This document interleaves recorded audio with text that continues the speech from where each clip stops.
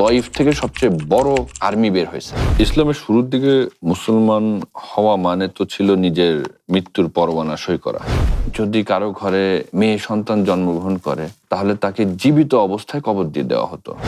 যখন ওহী আসলো, আনন্দিত হওয়ার থেকে তিনি কিন্তু ভয় পেয়ে গেছিলেন, ভীত হয়ে গেল।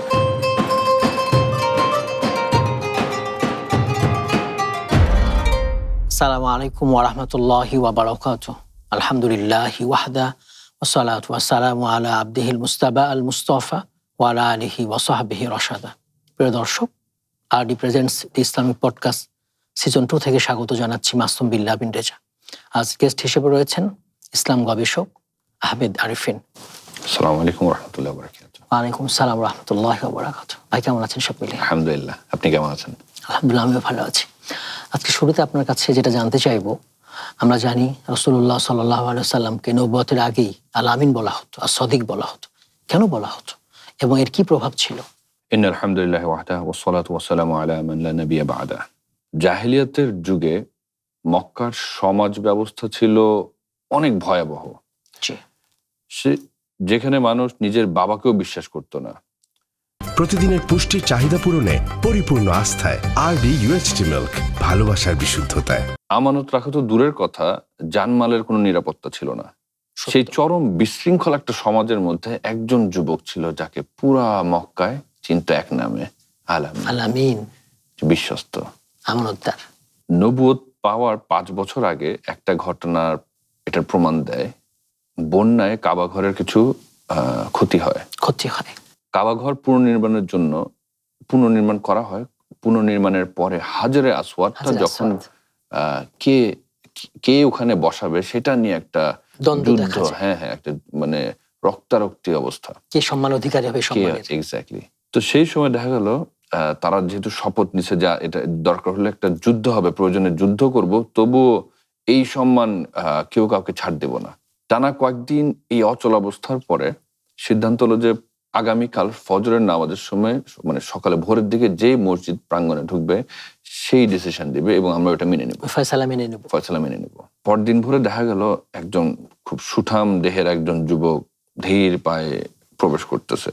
তাকে দেখে সবাই চিৎকার করে উঠলো, হাজা আল আমিন, হাজা আল আমিন, এই যে আমাদের আলামিন চলে আসছে। তার বিচার, তার ফয়সালাতে আমরা সন্তুষ্ট। এখন তারা তার নাম ধরে ডাকে নেই। একটা জিনিস চিন্তা করেন, তারা ডাকছে কিন্তু সাল্লাল্লাহু আলাইহি সাল্লামের গুণ নিয়ে, গুণ উপাধি। হ্যাঁ, তাকে কিন্তু কেউ মোহাম্মদ আসছে বলেনি, তাকে অন্য কোনো নামে ডাকা হয়নি। আলামিন আলামিন বলে ডাকা হয়েছে, বিশেষণ দিয়ে। রাসূলুল্লাহ সাল্লাল্লাহু আলাইহি সাল্লাম যখন একটা চাদর বিছায় দিলেন, পাথর হাজর আসওয়াদের মধ্যে রাখলেন এবং সবগুলো গোত্রের মানুষজনকে বললেন, প্রধানদেরকে, যে তোমরা প্রত্যেকে কর্নার গুলো ধরো, এবং ওটা আলগায় তারা কাবার সামনে আনলো। হাজরে আসওয়াদটা উনি নিজের হাতে কালো পাথরটা নিজে স্থাপন করলেন, বসিয়ে দিলেন। দেখেন একটা হিকমা, একটা ডিসিশন মেকিং। সবার এখানে রক্তক্ষয়ী একটা যুদ্ধ হওয়ার অবস্থা, সেখান থেকে একটা ওনার হিকমার কারণে কেউ একটা যুদ্ধ থেমে গেল, সবাই সম্মান পেল, কেউ বঞ্চিত হলো না।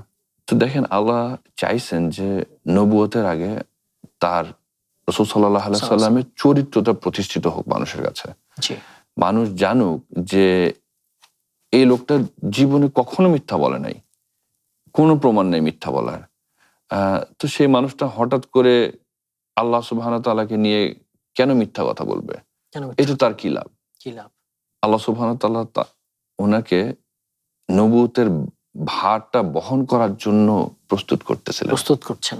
উনি আলামিন হিসেবে পরিচিত, উনি সাদিক হিসেবে পরিচিত, তাই মানুষজন ওনার বিচারটা মেনে নিছে, ওনার ফয়সালায় তারা সন্তুষ্ট হয়ে গেছে।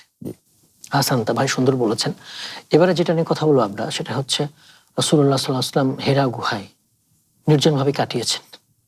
তো এই যে নির্জনতা, ধর্মমগ্ন ছিলেন, ইবাদত করেছেন, তো এটা তাকে কিভাবে প্রস্তুত করেছে নবুয়তের গুরুভার বহনের ক্ষেত্রে?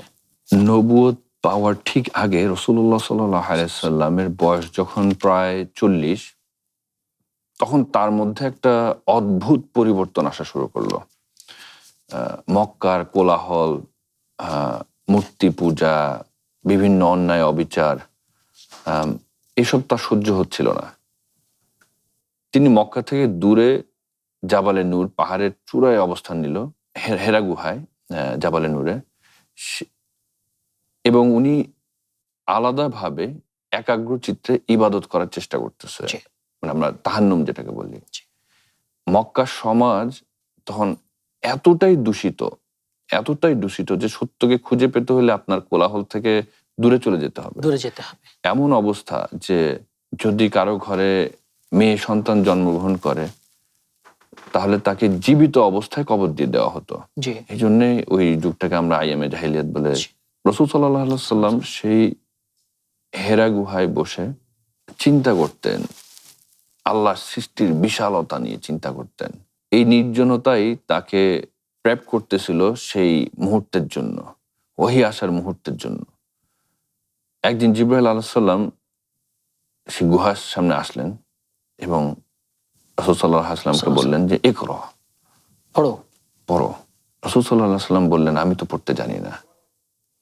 আবার ওনাকে বুকে জড়ায় ধরলো, জোর একটা চাপ দিল, ইকরা। রাসূল সাল্লাল্লাহু আলাইহি ওয়াসাল্লাম বললেন আমি তো পড়তে জানি না। তৃতীয়বার খুব শক্ত করে ধরে জোর একটা চাপ দিল, বললেন ইকরা বিসমিকা রাব্বিকাল্লাযী খালাক। রাসূল সাল্লাল্লাহু আলাইহি ওয়াসাল্লাম আমাদেরকে বললেন, আমাদেরকে জানালেন উনি যে ওনাকে এত জোরে চাপ দেওয়া হচ্ছে, ওনার মনে হচ্ছিল ওনার জীবন বের হয়ে যাবে। তো এই ঘটনা থেকে আমরা একটা শিক্ষা পাই যে রাসূল সাল্লাল্লাহু আলাইহি ওয়াসাল্লাম কিন্তু নবুয়তের জন্য লালায়িত ছিলেন না। তিনি ক্ষমতা বা পজিশন খুঁজতেছিলেন না। উনি অলদো কুরাইশ বংশের থেকে, উনি চাইলে ক্ষমতা ওনার কাছেই ছিল, উনি তার থেকে দূরে সরে গেছে। তারা প্রস্তাবও দিয়েছিল। তো যখন ওহী আসলো, আনন্দিত হওয়ার থেকে তিনি কিন্তু ভয় পেয়ে গেছিলেন, ভীত হয়ে গেলেন। তিনি খাদিজা রাদিয়াল্লাহু তাআলা আনহাকে বললেন আমাকে চাদর দিয়ে ঢেকে দাও, আমার খুব ভয় লাগছে। সাল্লাল্লাহু আলাইহি ওয়াসাল্লাম ওনার কাছে যখন ওহীটা আসলো, উনি খুশিতে আত্মহারা হলেন না। আমরা শিখি যে একজন সত্য নবী তিনি এই বিশাল দায়িত্বের জন্য ভীত হয়ে গেছে, ভয় পেয়ে গেছে। হেরা গুহা আমাদের আসলে শেখায় ভিড়ের মধ্যে শরীর থাকলেও মনটাকে মাঝে মাঝে একটু নির্জনে নিয়ে যেতে হয়। আল্লাহকে পেতে হলে কোলাহল মুক্ত সময় এবং চিন্তাশীলতা একটা অপরিহার্য। নিজেদের মন, নিজেদের আন্ডারস্ট্যান্ডিং, নিজেদের দিন সম্পর্কে আরো ভালো মতো বুঝতে হলে একটু আমাদের এই যে কোলাহল মতো গ্যাজেটের উপর ডিপেন্ডেন্ট যে আমাদের জীবন, এর থেকে একটু দূরে সরে আসতে হবে দিনটাকে বোঝার জন্য। হাসানতা ভাই, আমরা সুন্দর জবাব পেয়েছি। আরডি নিয়ে এলো আসল ফ্রুট পাল্প দিয়ে তৈরি আরডি ফ্রুট ড্রিঙ্কস, লিচু আর অরেঞ্জের দুটি অসাধারণ ফ্লেভার। এবারে যে প্রশ্নটা করব সেটা হচ্ছে, আমরা জানি মক্কায় সাহাবীদের উপরে যে কাফির কুরাইশরা অমানবিক নির্যাতন করেছে। সাহাবীরা কোথা থেকে শক্তি পেয়েছিলেন এই অমানবিক নির্যাতন সহ্য করার?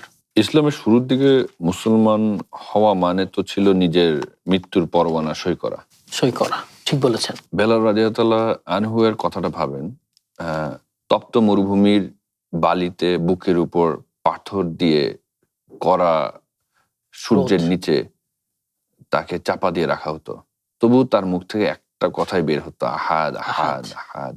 আমরা যদি দেখি সুমাইয়া রাদিয়াল্লাহু আনহা এবং তার পরিবারকে চোখের সামনে হত্যা করা হলো।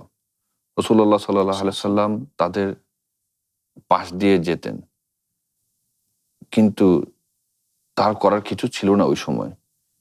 তিনি অশ্রু সজল চোখে তাদেরকে বলতেন যে তোমরা, হে ইয়াসির পরিবার, তোমরা শুধু ধৈর্য ধরো, তোমাদের প্রতিশ্রুত জায়গা হলো জান্নাত, ইন্নামা ওয়াদাকুমুল জান্নাহ সাবরান আলা ইয়াসির। এবং পুরো পরিবারটা শাহাদাতের মর্যাদা লাভ করেছে। কি ইখলাস, কি তাওয়াক্কুল তাদের আল্লাহ সুবহানাহু ওয়া তাআলার প্রতি। মহাশক্তির উৎস ছিল একটাই, আপনার প্রশ্নের উত্তর, ঈমান। তাদের ঈমানের শক্তি এত, তারা শরীরের দিকে তাকাচ্ছিলেন না, তারা তাকাচ্ছিলেন আল্লাহর সন্তুষ্টির দিকে। তারা বুঝেছিল যে এই দুনিয়ার জীবন ক্ষণস্থায়ী, কিন্তু আখিরাতের জীবন অনন্ত, এর কোনো শেষ নেই, ইনফিনিটি। আমরা খাব্বাব রাদিয়াল্লাহু আনহুর দিকে যদি তাকাই, দেখবো ওনার পিঠের চামড়া আগুনের তাপে গলে গেছে, কি ভয়াবহ অবস্থা, কিন্তু ওনার ঈমান গলে নাই। মক্কি জীবনের এই সংগ্রামগুলা, এই আন্দোলনগুলা, এই তাওয়াক্কুলগুলা আমাদেরকে শিখায় সত্যের পথ সবসময় বেড অফ রোজেস না। এর মাঝে কাঁটা থাকবে, এর মাঝে বিভিন্ন ঝামেলা আসবে। এই পথ সোজা, কিন্তু এই পথ একটু কষ্টের পথ। যার মধ্যে আল্লাহর প্রতি তাওয়াক্কুলটা যত শক্ত থাকবে, তার জন্য এই সব বাধা তুচ্ছ। ঈমান যখন হৃদয়ের গভীরে প্রবেশ করবে, তখন যত বড় পাহাড় সম নির্যাতনও আপনার ঈমানটা ভাঙতে পারবে না, হালকা মনে হবে নির্যাতনটা। জি।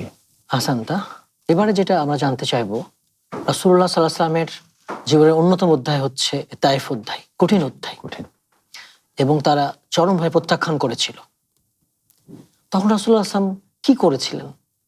এই তায়েফের ব্যাপারে কি সিদ্ধান্ত গ্রহণ করেছিলেন, কি ব্যবস্থা নিয়েছিলেন? খাদিজা রাদিয়াল্লাহু আনহা এবং চাচা আবু তালিবের মৃত্যুর পর মক্কায় রাসূলুল্লাহ সাল্লাল্লাহু আলাইহি ওয়াসাল্লামের আশ্রয়দাতা তেমন কেউ ছিল না।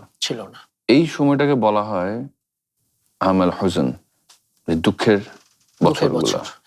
একটু আশ্রয়ের আশায় তিনি তায়েফে গেলেন। ওনার কাজিনরা ছিল, ওনার আত্মীয় স্বজন ছিল।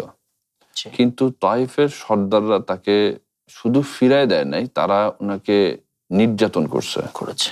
তারা বখাটে ছেলেদেরকে, তায়েফের বখাটে ছেলেদেরকে ওনার পিছে লাগিয়ে দিছে যে পাথর মারার জন্য। প্রতিদিনের পুষ্টির চাহিদা পূরণে পরিপূর্ণ আস্থায় আরডি ইউএইচটি মিল্ক, ভালোবাসার বিশুদ্ধতায়।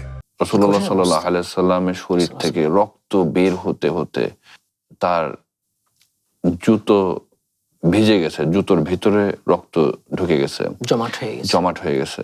এবং যখন জুতা খোলার চেষ্টা করা হলো, দেখা হলো জুতা এবং রক্ত মিশে আটকে গেছে। কি করুণ অবস্থা। শহরের বাইরে একটা বাগানে উনি এসে ফাইনালি যখন ক্লান্ত অবস্থায়, রক্ত বের হচ্ছে, ঘামের মতো রক্ত ঝরতেছে, ওই অবস্থায় উনি যখন সেই বাগানে এসে পৌঁছালেন, তিনি আল্লাহ সুবহানাহু ওয়া তাআলার কাছে হাত তুলে দোয়া করলেন। কিন্তু তিনি অভিশাপ দেননি, ধ্বংস কামনা করেননি। কি হিকমা, কি কন্ট্রোল তার, সাল্লাল্লাহু আলাইহি সাল্লাম। তিনি বললেন যে, এ আল্লাহ, আমি শুধু আপনার কাছে আমার দুর্বলতার ফরিয়াদ করতেছি। আপনি যদি আমার উপর রাগান্বিত না হন, আমার উপর যদি আপনি নাখোশ না হন, আমার উপর যদি রাগ না করেন, তবে আমি আর কোনো কিছুর পরোয়াই করি না। এত কিছুর পর তিনি অভিশাপ না দিয়ে তিনি বললেন যে, আল্লাহ, আপনি কি আমার উপর সন্তুষ্ট আছেন? এটাই তার ফোকাস। তো এই সময় পাহাড়ের ফেরেশতা আসলো, এসে বলল যে, ইয়া রাসূলুল্লাহ, আপনি যদি অনুমতি দেন, তাহলে আমি তায়েফের দুই পাশের পাহাড় দিয়ে এই পুরো তায়েফ শহরকে আমি চাপা দিয়ে দেব। আল্লাহর আযাবের সার্টিফিকেট চলে আসছে, আপনি শুধু বললেই আমি এদেরকে একদম মিশাই দেব। এই তায়েফবাসী, তায়েফ নামে কোনো শহরই আর থাকবে না এখানে। কিন্তু রাসূল সাল্লাল্লাহু আলাইহি ওয়াসাল্লাম তখনও কি হিকমা তার, তিনি নিজেকে কন্ট্রোল রেখে তিনি বললেন যে, আল্লাহর কাছে তিনি আবার দোয়া করলেন যে উনি তাদের শাস্তি চান না, রাসূল সাল্লাল্লাহু আলাইহি ওয়াসাল্লাম চান এই তায়েফের পরবর্তী প্রজন্ম যেন ইসলাম গ্রহণ করে, হেদায়েত প্রাপ্ত হয়। এবং এখন যদি আমরা তায়েফের দিকে দেখি, তায়েফ খুবই প্র্যাকটিসিং একটা one of the Mecca Medina বাস্তবে রূপ নিয়েছে। এখন যেটাকে বলে যে তায়েফ হচ্ছে ইসলামের একটা উর্বর ভূমি। রাসূল সাল্লাল্লাহু আলাইহি ওয়াসাল্লামের ধৈর্য এবং দয়ার কারণে এটা সম্ভব হয়েছে। আল্লাহর রাসূল যদি তাদের জন্য বদদোয়া করতো, এটা হয়তো চলে যেত, ধ্বংস হয়ে যেত। ইভেন আমরা বিভিন্ন যুদ্ধের সময় দেখছি রাসূল সাল্লাল্লাহু আলাইহি ওয়াসাল্লামের পরবর্তী সময়ে তায়েফ থেকে সবচেয়ে বড় আর্মি বের হয়েছে, one of the biggest army বের হয়ে আসছে তায়েফ থেকে, জিহাদে অংশগ্রহণের জন্য পরের জেনারেশন গুলা। এই জন্যই তো তার নাম রাহমাতুল আলামিন। তো তিনি আমাদেরকে আসলে শিখাইছে ব্যক্তিগত আক্রোশ অথবা রাগ দিয়ে ডিসিশন না নিতে। হেদায়েতটা অনেক বড় জিনিস, এবং প্রতিশোধ নেওয়ার ক্ষমতা থাকার পরেও ক্ষমা করে দেওয়াটাই আমাদের রাসূলের সুন্নাহ, ইসলামের শিক্ষা, এটা মহৎ গুণ। জি হাসানতা, আপনাকে অনেক ধন্যবাদ, আমাদের মূল্যবান সময় দিয়েছেন, সুন্দর আলোচনা করেছেন আজকের বিষয়গুলোতে। জাযাকাল্লাহ খাইর। দর্শক, আপনারা এতক্ষণ দেখছিলেন আরডি প্রেজেন্টস দি ইসলামিক পডকাস্ট সিজন 2। আজ আমরা যে শিক্ষাগুলো পেয়েছি তা হলো সত্যবাদিতা, আমানতদারিতা। আরও শিক্ষা পেয়েছি আল্লাহ সৃষ্টি নিয়ে গবেষণা করার জন্য নির্জনে যাওয়া। ঈমান মুসলমানদের শ্রেষ্ঠ সম্পদ এই দুনিয়াতে, কারো ধ্বংস কামনা না করে হেদায়েত চাওয়া।